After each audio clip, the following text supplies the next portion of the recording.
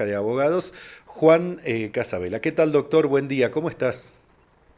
Hola, ¿cómo está? Muy buenos días. Paulo Ávila, Bien. Erika Caro Maurín, los saludamos. Nos interesa conocer cuál es el balance que hicieron ustedes a partir de esta sentencia condenatoria.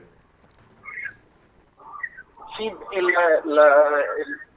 balance completo lo terminaremos a los 7 días que tiene la Cámara para integrar la sentencia con los fundamentos.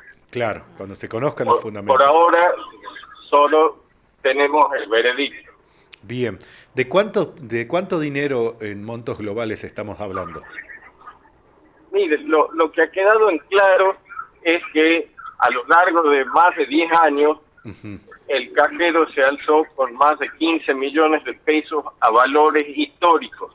Claro, Esto, si lo computáramos con una actualización a una moneda constante como el dólar, estaría rondando los más de $400.000.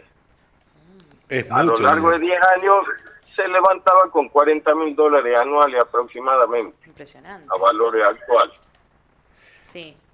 Bueno, El, sí, lo escucho, doctor.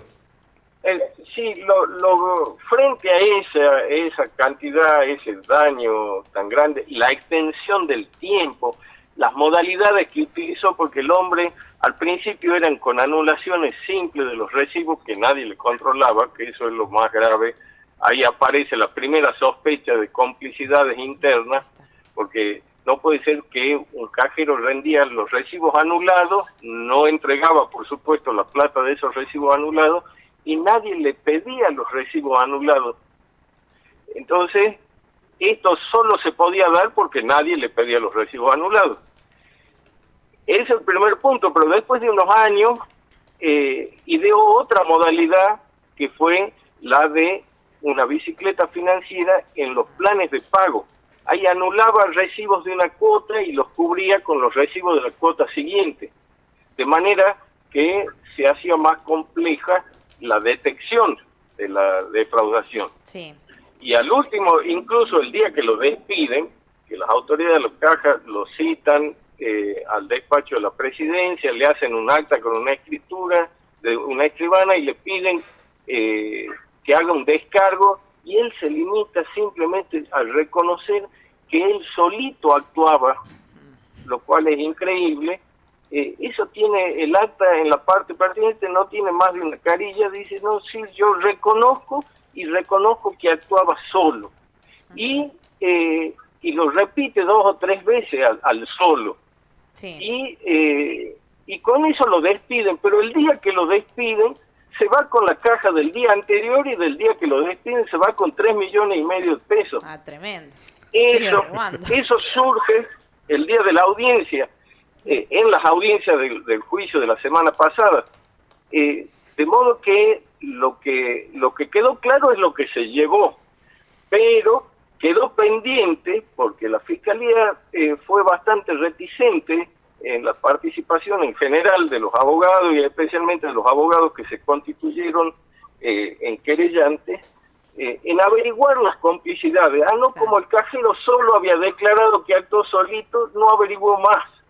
Claro. Pero Doctor, le pregunto, porque ustedes dicen, bueno, van a conocer, una vez que se conozcan los fundamentos, van a poder hacer un balance, ¿no?, de la sentencia condenatoria. Pero le pregunto sobre algo que sí saben. ¿La investigación sí, estuvieron conformes o fue deficiente? Por esto de que no se investigó hacia más arriba, hacia quiénes eran los responsables, hacia quién se reportaba el cajero condenado. sí, estamos en disconformidad con 2 cosas claramente. En disconformidad con la pena en ejecución condicional, como Sí. si hubiera sido un delito menor, y entonces sale. En este caso, lo único que coincidimos con la Fiscalía es que los dos pedimos condena de cumplimiento efectiva de prisión. La Fiscalía pidió 4 años y nosotros pedimos 5 años. Sí. En eso es lo único que coincidimos, pero la Fiscalía no averiguó esos antecedentes que veníamos pidiendo.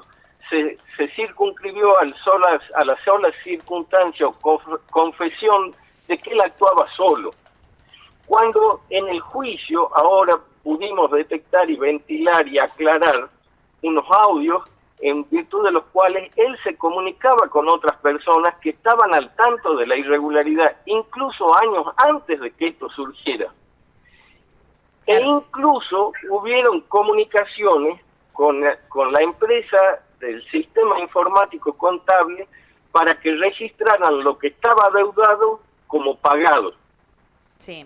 Eso surgió con toda claridad en el juicio, de manera que hay algunas situaciones de complicidad evidente que va a ser necesario hacer nuevas denuncias justamente por esa deficiente investigación de la Fiscalía en lo que a estos puntos se refiere.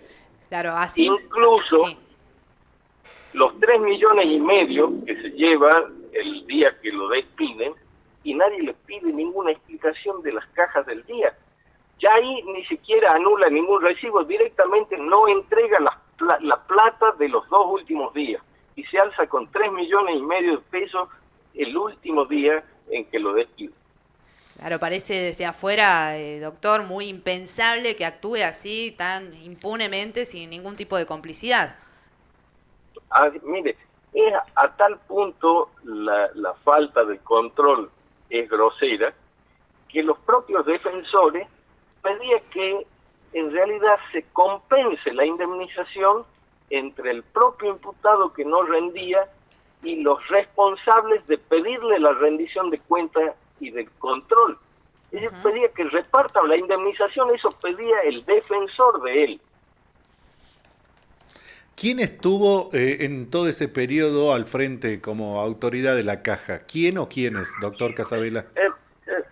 La verdad que quienes están muy complicados era el jefe del sector contable, que era el contador Abdenur Bidoni, y quien operaba de gerenta en casi todo ese periodo, que era una contadora Siegri. Uh-huh. A su vez, las autoridades habían sido ya 2 o 3 gestiones.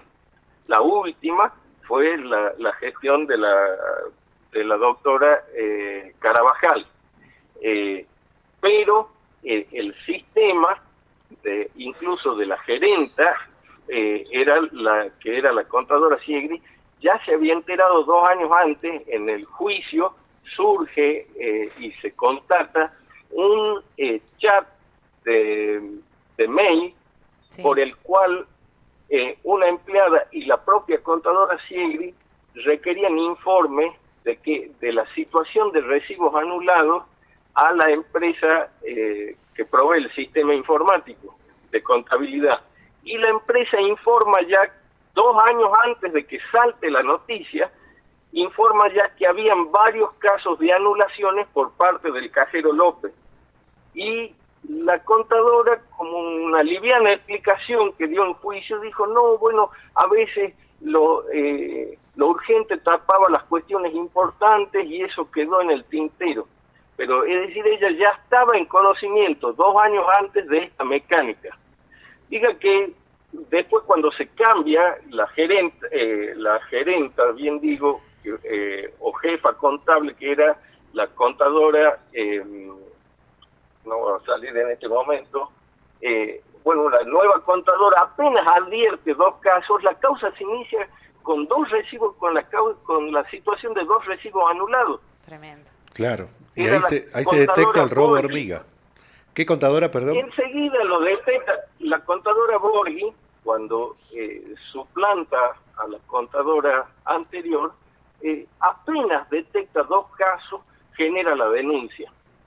La otra contadora lo venía sabiendo, a pesar a que no controlaba, igual lo sabía y no había hecho ninguna actuación. Doctor Casabela, en los cafés y en el WhatsApp y en la calle, sus colegas también apuntaron a otra figura, el hombre fuerte de todo un mismo sector, el doctor Eduardo Romani.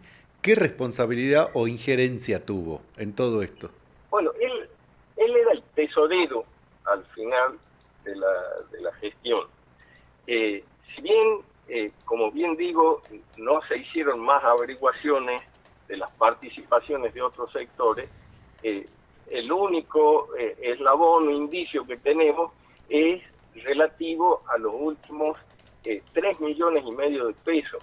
Yo personalmente sospecho de que hubo algún acuerdo entre las autoridades para que se fuera guardando silencio este hombre, porque se va prácticamente con un premio de 3 millones y medio de pesos, y eso se excluye de toda denuncia, de toda revisión de manera sospechosa, pese a que varios abogados pedían específicamente la averiguación de ese último faltante.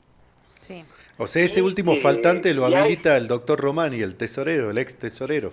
Y el punto es que en las comunicaciones de WhatsApp, que las muy pocas que se consiguen averiguar del cajero, le pasaban información de que Romani estaba haciendo averiguaciones para dar informe a los abogados que le requerían informe. Que el contador Romani hacía estas averiguaciones contrariado para responder a los abogados. De manera que, por supuesto, esto falta investigar, es de qué manera estaba en conocimiento las autoridades de esta circunstancia y no reclamaron estos 3 millones y medio últimos que se van el día en que lo despiden. Doctor, entonces ustedes van a esperar que sean los argumentos para realizar nuevas acciones de denuncia. Mire, tenemos que compaginar la prueba que ha resultado de este juicio para hacer la denuncia, y es prudente esperar los fundamentos, escuchar a ver los fundamentos del tribunal, sí, de una condena que ha sido muy indulgente. Es decir, después de la comprobación efectiva de semejante desfalco, se le ha dado una condena de 3 años en ejecución condicional, es decir, sin pena efectiva, cuando en realidad todos los acusadores, incluso la Fiscalía, requirió prisión efectiva. Ahora, la Fiscalía, digamos, no avanzó. Investigó una unidad de delitos económicos complejos, pero da la sensación, de acuerdo a lo que usted nos describe, que no se investigó como un delito económico complejo, se investigó como un delito económico simple. Hay además de que se investigó como un delito simple, hay otra irregularidad que quedó pendiente porque nadie la cuestionó antes. A mí me tocó intervenir ya por la gestión del actual presidenta de la Caja, que Julia Toyos. La doctora Julia Toyos. En verdad, quien inicia la investigación es el fiscal Ramos Osorio. Uh-huh. Ramos Osorio, en un pasaje de esa investigación, estima que la competencia era de delitos económicos complejos y se lo pasa a la doctora Salinas Odoricio. La doctora Salinas Odoricio no acepta la competencia y el legajo tiene que pasar a consideración del Procurador General de la provincia. El Procurador General de la provincia definió que para garantía de todo el mundo actúen en conjunto los dos fiscales. Sin embargo, actuó solamente la doctora Salinas Odoricio, incluso hasta el requerimiento de juicio no está firmado por Ramos Osorio, cuando la resolución los designaba a los dos en conjunto. De manera que esa irregularidad quedó ahí flotando en el aire y es para sumar una mancha más al tigre en el contexto de esta investigación. Bueno, estaremos atentos a ver qué conclusiones sacan cuando conozcan los fundamentos de la sentencia condenatoria. Gracias, doctor. Muchas gracias a ustedes por visibilizar una situación tan cara a todos los abogados que aportan a la Caja de Seguridad Social. Hasta aquí el diálogo con Juan Casabela Dávalos. Es abogado, representante de la Caja de Abogados, un robo hormiga por un monto actualizado, calculado en valores de hoy, de $400.000, sobre el que se condenó simplemente al cajero de la Caja de Abogados a una pena en ejecución condicional de 3 años. Y con detalles, como estaba diciendo ahí el doctor, de qué pasó con los 3 millones el día antes. O sea, lo echan, 3 lo palos y descubren y medio. se lleva. que dejan en El robo evidencia. del siglo, Usted pero- está robando, sí, pero esta es la última. Y sí, Y manoteó vaya 3,5 nomás. millones y se fue. Es increíble que no se actúe sin complicidad, ¿no? Qué extraño esto. Bueno, en rigor tampoco es que dice, bueno, se hacen eco de una situación tan dolorosa, sí. Tiene perjudicados directos, sí, los que aportaron a la caja de Sí. jubilados, obviamente. Pero también hay que ver cómo funciona el sistema frente a estos casos. El Sí. tesorero de la caja en aquel entonces era nada más y nada menos que el doctor Eduardo Román.